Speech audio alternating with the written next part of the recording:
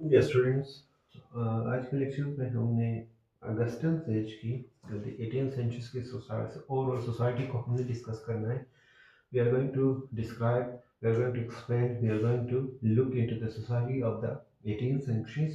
और उसके फर्स्ट हमने पॉलिटिकल, उसके जो रिलीजियस जो सिनारियो था, जो पॉलिटिकल बैकग्राउंड था, ये सारी चीज़ें हमने डिटेल में कवर की थी. आज उसकी सोसाइटी को देखेंगे.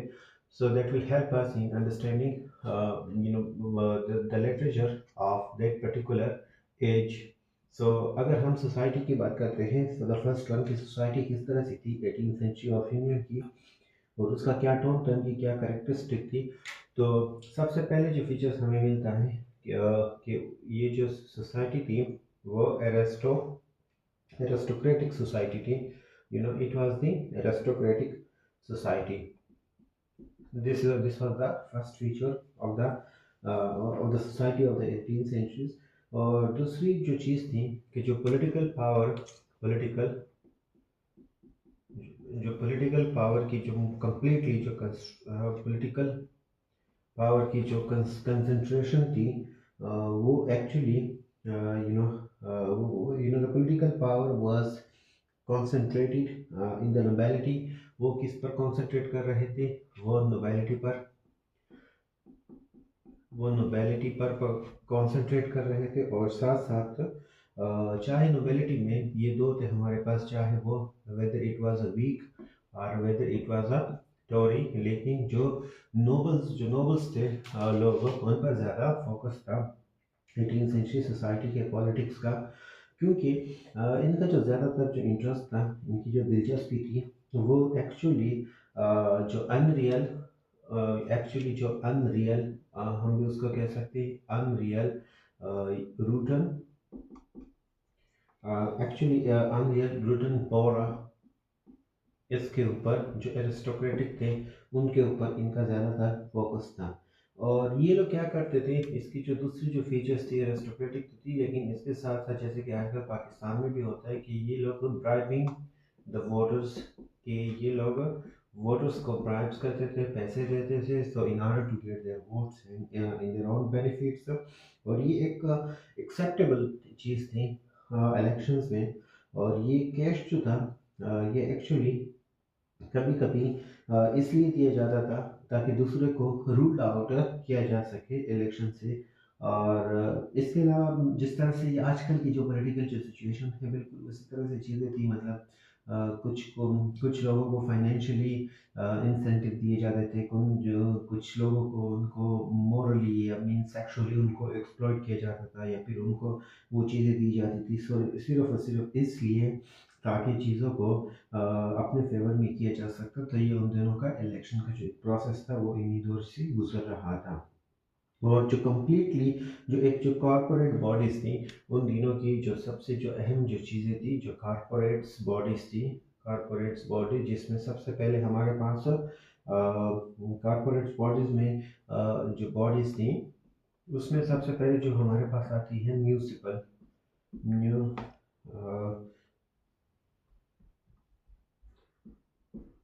म्यूनसी म्यूनसिपैलिटीज़.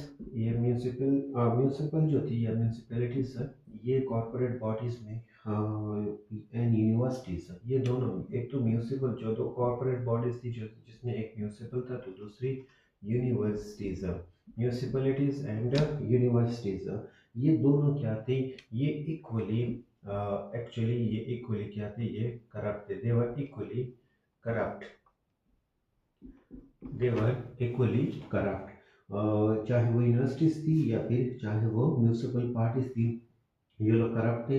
और इसमें हमारे पास एक गिबन था, एक ऑटोबायोग्राफर था, उसके रिकॉर्ड में भी यही मिलता है कि जो प्रोफेसर्स थे यूनिवर्सिटीज़ ऑफ ऑक्सफोर्ड के, जो प्रोफेसर्स थे हमारे उन दिनों, जो professors of Oxford and Cambridge, ये दो जो बहुत बड़ी यूनिवर्सिटीज़ थी उन दिनों, और ये जो कई सदियों से चल रही थी, ये दोनों यूनिवर्सिटीज़, चाहे वो ऑक्सफोर्ड की थी और या फिर कैम्ब्रिज की थी, तो वो लोग क्या कर रहे थे कि absorb their consciousness of all the duty of teaching. और इस तरह से अगर हम आर्मी की बात करते हैं, सो आर्मी में भी commissions in the army were bought. अगर हम आर्मी में बात करते हैं तो वहाँ पर जो कमीशन दिए जाते थे, जो कैडेट्स लिए जाते थे कमीशन के थ्रू, उसको भी इंग्लैंड में उसको भी क्या किया जाता था कि उनको भी खरीदा जाता था, बॉट किया जाता था या फिर उसको बेचा जाता था। So they were bought or sold in the the post the commissions in the army. इस तरह से एरिस्टोक्रेसी जो थी did themselves well both materially and intellectually. अब यहाँ पर जो ये अब चीज़ जो हमने डिस्कस की कि ये जो फोकस था किस पर था, एरिस्टोक्रेसी पर था, तो इन्होंने बहुत ही खूबसूरत तरीके से मतलब इन्होंने अपना किरदार अदा किया। अगर हम मटेरियल के हवाले से बात करते हैं, मटेरियली या फिर एंड इन इंटेलेक्चुअली, इनने अपना किरदार अदा किया था। और they rounded their education by grand tour of Europe, क्योंकि ये लोग क्या करते थे कि grand tour of the grand tour of Europe ये भी उनमें शामिल था। और ऑब्वियसली बात है जब एक इंसान जर्नी पे जाता है, टूर पे जाता है, so they got a lot of things and where they mixed with the highest circle of foreign society and returned to loaded with the art treasures। बहुत सारी चीज़ों के साथ फिर वो लोग वापस आते थे जिसमें से आर्ट का जो एक खजाना लेकर आते थे अपने साथ, with which they embellished their magnificent houses। और फिर उनके उनके डिज़ाइंस पर ये लोग क्या करते थे, अपने हाउसेस घरों को भी बनाते थे और अपने महलात को सजाते थे। इसके अलावा ये जो एरिस्टोक्रेटिक, दोबारा से हम पर लिख लेते हो, एरिस्टोक्रेटिक, ये जो एरिस्टोक्रेटिक जो लोग थे ये लोग क्या करते थे अपनी सोसाइटी में, इनके जो फीचर्स थे, ये लोग गैम्बलिंग करते थे रात को, और ये इनका एक फीचर था, it was the features of proud proud for them. इसके अलावा ये लोग ड्रिंक डीप, ये भी उनका एक फीचर था, ड्रिंक डीप का। और साथ साथ they are generally enjoy the life to the hilt, मतलब कि अपनी लाइफ को क्या करते थे, दे इंजॉय द लाइफ, बहुत हद दर्ज तक इंजॉय देयर लाइफ, अपनी पूरी ज़िंदगी को क्या करते थे वो लोग इंजॉय करते थे टू द एक्सटेंट। और इसके अलावा उनकी जो एक्सेलेंस थी toward out form, for example elegance of the, इनमें और क्या शामिल था इनका, elegance, elegance elegance of dress इनमें शामिल था, एलिगेंस ऑफ ड्रेस भी शामिल था, एंड मैनर, ये लोग चाहे मोरली करप्ट थे लेकिन अपने मैनर्स पर बहुत ज़्यादा ये लोग फोकस करते थे, मतलब उठना बैठना बात करना पार्टीज करना। और अपने यहाँ पर जो सारा फोकस था वो ड्रेस पर था और मैनर्स पर था, लेकिन जो मोरल्स थे उन पर उनका फोकस नहीं था। वो क्या था, वो नीचे जा रहा था, मॉरल्स का जो ग्राफ था वो नीचे आ रहा था, जबकि ड्रेस और मैनर्स का ग्राफ जो था वो ऊपर जा रहा था। मॉरल वो लोग करप्ट थे। उनका एक एटीट्यूड जो था टुवर्ड द रिलीजन, और उनकी ज़िंदगी से हम कह सकते हैं कि वर्च्यू वाज इम्यू सिनिसिज्म, कि वर्च्यू को एक सिनिसिज्म के साथ उन्होंने कनेक्ट किया था। और उनके जो हाईएस्ट आइडियल थे was the common sense and rational behaviour, कि वो लोग हर एक चीज़ पर क्या करते थे कि कॉमन सेंस को अप्लाई करते थे, या फिर उनका जो बिहेवियर था, क्योंकि इनलाइटमेंट दौर भी इसको कहा जाता है, तो क्या था, उनका जो बिहेवियर था वो रैशनल, एक रैशनल बिहेवियर, यहाँ पर एक रैशनल बिहेवियर था उनका। और उनका जो कल्चर था वो, हम अगर कल्चर की बात करते हैं ब्रिटिश इन दिनों की, अगर हम कल्चर की बात करते हैं तो it was a great point कि ये क्या था, ये एक उनका एक आर्टिफिशियल ओरिजिनल या फिर कोई नेचुरल कल्चर नहीं था, बल्कि it was an artificial culture, आर्टिफी एक आर्टिफिशियल कल्चर था उनका। और साथ साथ में अगर हम लिटरेचर की बात करते हैं, आर्ट की बात करते हैं, तो वो भी कंसिडरेबली इन्फ्लुएंस था फ्रांस से। लिटरेचर लिटरेचर भी literature and art literature and art they got influence from France, ये भी क्या था, ये भी फ्रांस से ही ज़्यादा बहुत ज़्यादा इन्फ्लुएंस था। और इसके साथ साथ this might seem strange if not paradoxical, considering that England was fighting with France, ये भी चीज़ थी। एक एक ऑन वन हैंड अगर हम देखते हैं कि इन दिनों क्या था, इंग्लैंड फ्रांस के साथ लड़ रहा था, लड़ाई हो रही थी। तो दूसरी तरफ अगर हम देखते हैं तो दूसरी तरफ हमारे पास इंग्लैंड और उसके कल्चर से बहुत ज़्यादा इन्फ्लुएंस भी था और उनकी चीज़ों को अपनाना चाहता था। हालांकि इंग्लैंड जो थे वो फ्रेंच की जो रिलीजन्स को थे उसको भी पसंद नहीं करते थे। क्यों नहीं करते थे? क्योंकि फ्रेंच जो था वो कैथोलिक था और हमें पता है कि इंग्लैंड जो थे वो प्रोटेस्टेंट थे। और साथ साथ जो फ्रेंच का जो पॉलिटिकल सिस्टम था वो एक्चुअली फ्यूडल सिस्टम था, फ्यूडलिज्म था फ्रेंच फ्रांस में उन दिनों। तो ये भी चीज़ उनको पसंद नहीं थी। लेकिन ये स्ट्रेंच नहीं है क्योंकि ये अगर हम एक्चुअली अगर हम देख भी लेते हैं ना, इंडिया में भी अगर हम देखते हैं, पाकिस्तान में भी देखते हैं, तो अगर हम यहाँ पर जैसे कि अगर हम यहाँ पर इंडिया पाकिस्तान की एग्जांपल लेते हैं तो हमारी हॉस्टिलिटी तकरीबन 1947 से लेकर आज तक चल रही है। लेकिन बहुत सारी चीज़ें हैं, ट्रेडिशंस है, कल्चर है, या फिर अगर हमारे आज जो ड्रामेस हम जो टीवी पर देखते हैं, so they take a lot of things from the Indian and from the Indian culture। so वहाँ तक और वो वही सारी चीज़ें जो है आज प्रेजेंट हो रही है यहाँ पर।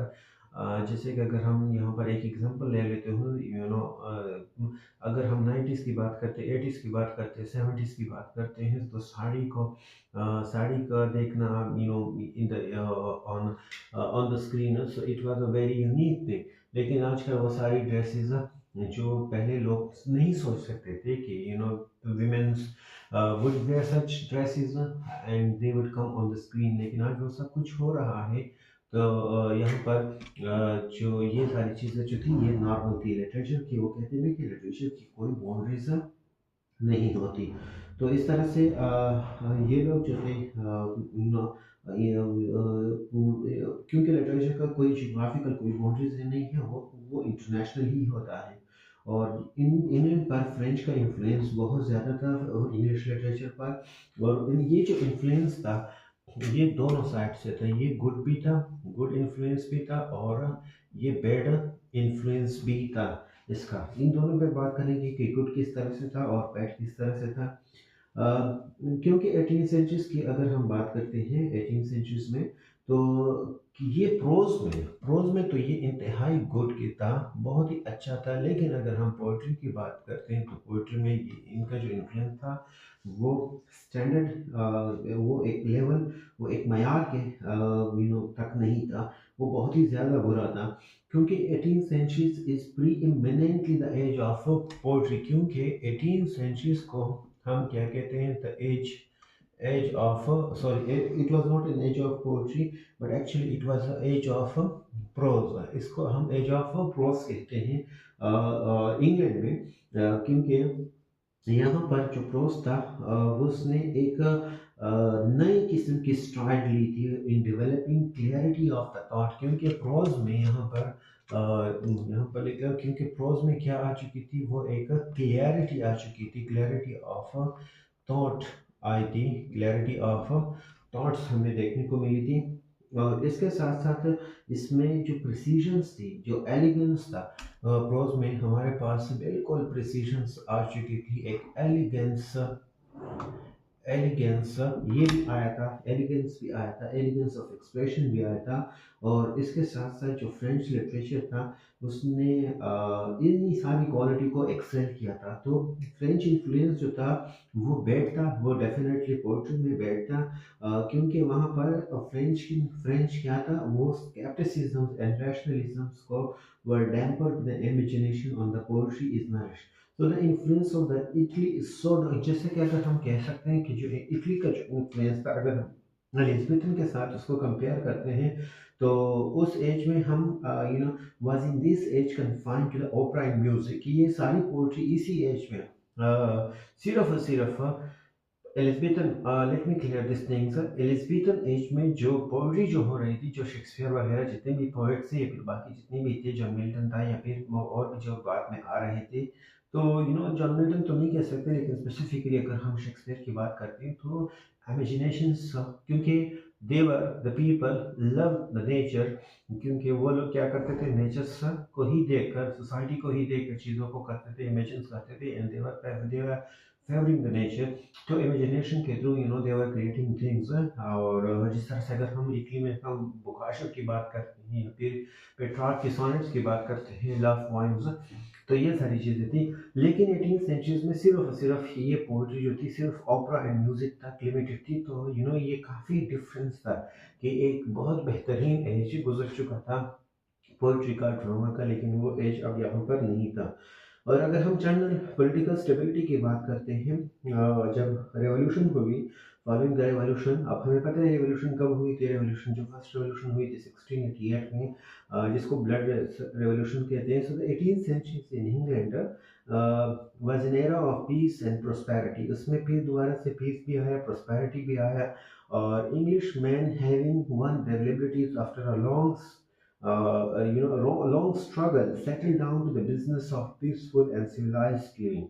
So political and religious function जो थे कंप्लीटली तो हम नहीं कह सकते कि वो ख़त्म हो चुके थे। वहाँ पर जो मतलब जो चीज़ें हो रही थी, क्योंकि लड़ रहे थे, कभी स्पेनिश वॉर था, तो कभी सक्सेशन थी, तो कभी पॉलिश सक्सेशन थी।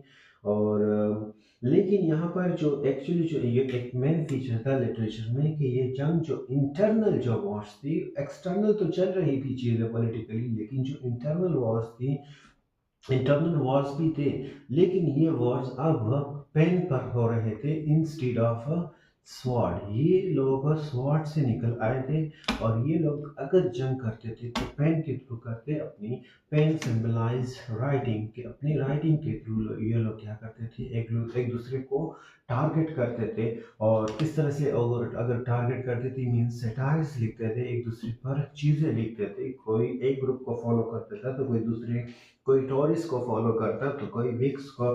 तो इस तरह से ये चीज़ें हो रही थी। तो स्वॉर्ड जो था, जो तलवार थी, वो तो रुक चुके थे इसी सेंचुरी में। और ये क्योंकि ये अब गेम जो था ये एक जेंटल, ये जो वॉर चल रही थी अब, ये वॉर सोल्जर्स की नहीं थी। ये वॉर किसकी थी? ये वॉर जो थी ये जेंटलमैन्स की वॉर थी। क्योंकि ये लोग क्या, कहाँ पर जेंटलमैन्स की वॉर्स चल रही थी। ये लोग कॉफ़ी शॉप्स में अपने घरों में बैठकर चीज़ों को डिस्कस करते थे, राइटिंग करते थे, एक दूसरे को क्रिटिसाइज करते थे, और एक दूसरे से फाइट करते थे, लेकिन पेज और पेपर, पेन और पेपर पर करते थे, not on the battle field. Battle field में नहीं करते थे ये देखो। और इनका बैटल फील्ड जो था वो मैगजीन्स हुआ करते थे, उनकी जो जर्नल्स थे वो हुआ करते थे, और इनकी जो हथियार थे वो पेन्स थे रादर देन द स्वॉर्ड। और उनकी जो गोलियां थी, वो उनके वर्ड्स हुआ करते थे rather than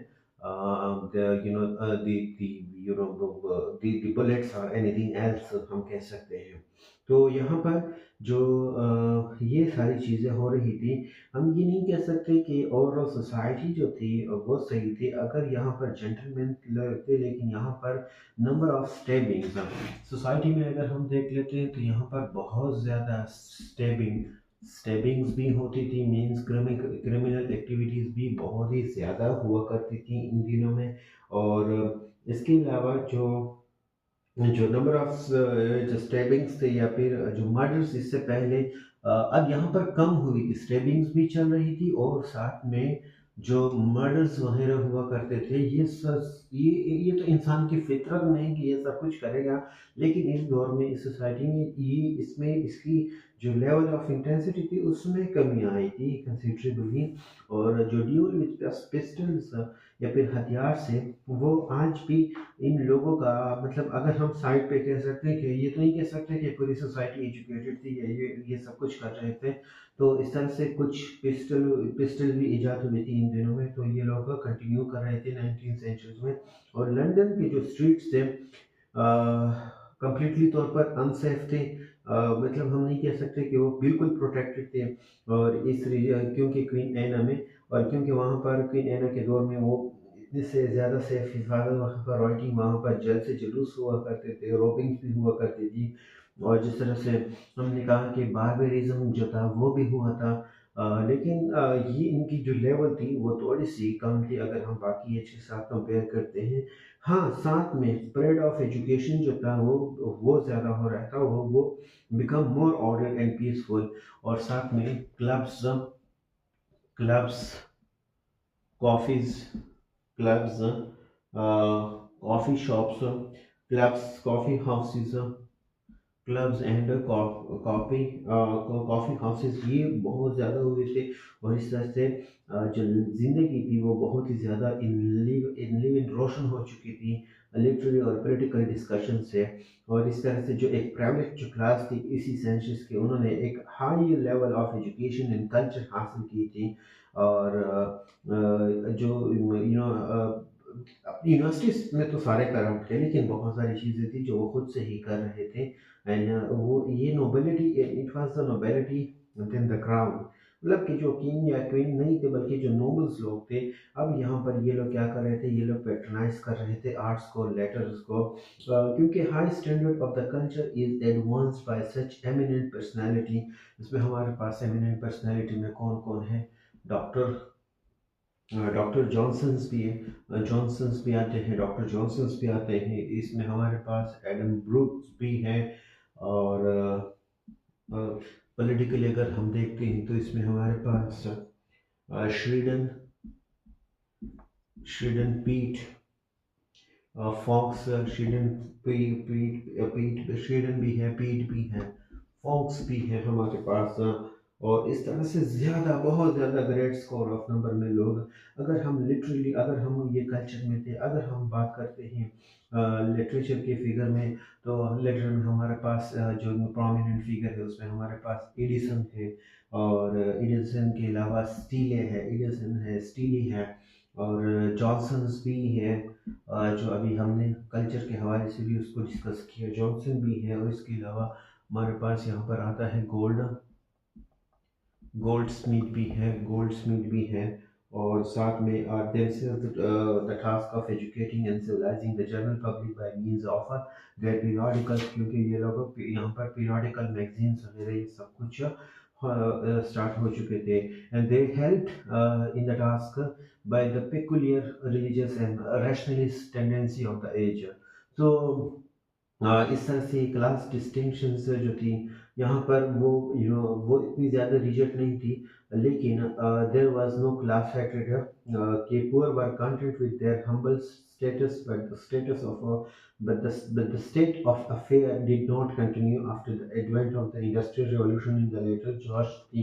तो ये सारी चीज़ें इस दौर में हो रही थी। आई होप आप लोगों को ये लेक्चर पसंद आया होगा। अगले लेक्चर में हम लोगों ने क्वीन एना की जो प्रोज है, पोइट्री है, ड्रामा है, जितने भी राइटर्स हैं हमने उनको डिस्कस करना है। Thank you so much for today's lecture.